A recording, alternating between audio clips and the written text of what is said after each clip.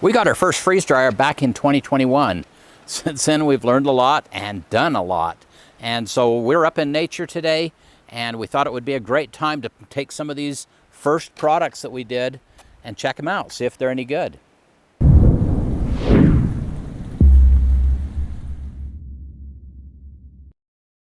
Hey, Provident Preppers, I'm Jonathan. And I'm Colleen, and today is kind of a fun day. I went back through our food storage, and back in 2021, we got our first freeze dryer.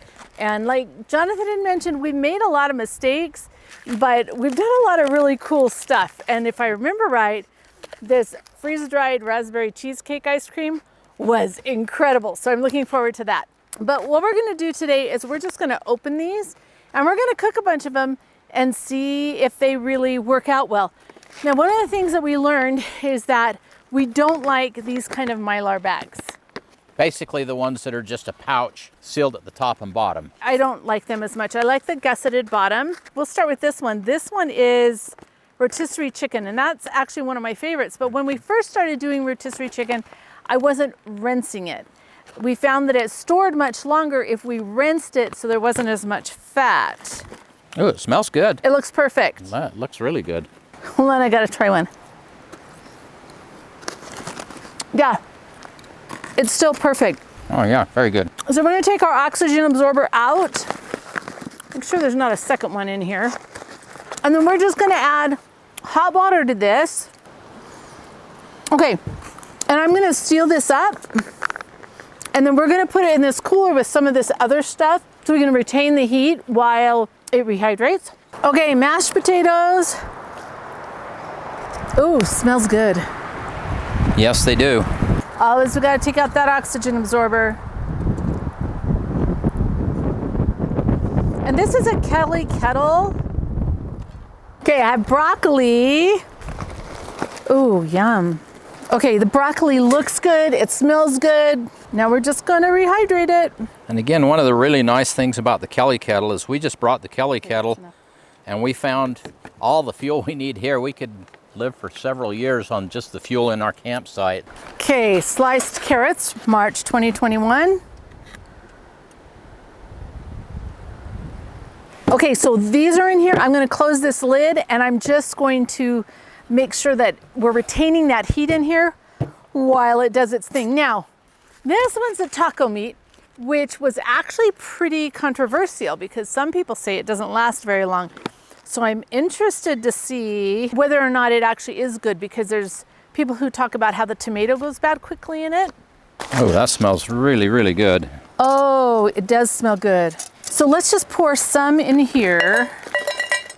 Now, we can just reseal this. If I were at home and I wasn't gonna use all of this, I would store the rest of it in the refrigerator until I used it all, just because it's meat. I don't know how important that really is, but that is what I would do. With this one, I'm just gonna stir it and I'm gonna leave it out and let that taco meat do its thing. But of course, we have to have cheddar cheese, right? When you freeze dry, if you just weigh the tray before you put it in the freeze dryer and weigh it again afterwards, then you can do the calculations so you know exactly how much water you need to use to return it to its original state. That's a little bit more work than what I'm interested in. But for the cheese, we definitely don't want to use hot water. You could reconstitute all of this food using cold water, but it's going to taste better if it's warm. So for the cheese, I might have put a little bit too much water in there. I just want it just to where it's going to rehydrate. This might turn out just a little bit soupy. Can we put just a little bit more in here? That is another thing that's nice. You add too much water, you put more stuff in. Oh yeah, that's better. So we're just gonna leave this out. If I was at home, I could put this in the fridge overnight, but here we'll just give it a little bit of time and it'll just reconstitute. Now, I think it's time to try some of the other stuff. What do you say about dessert before dinner? Or maybe... I think that's your motto, isn't it? Yes, it is. Dessert before dinner. Maybe we should do the pineapple and the strawberries. Oh, freeze-dried strawberries. That's good.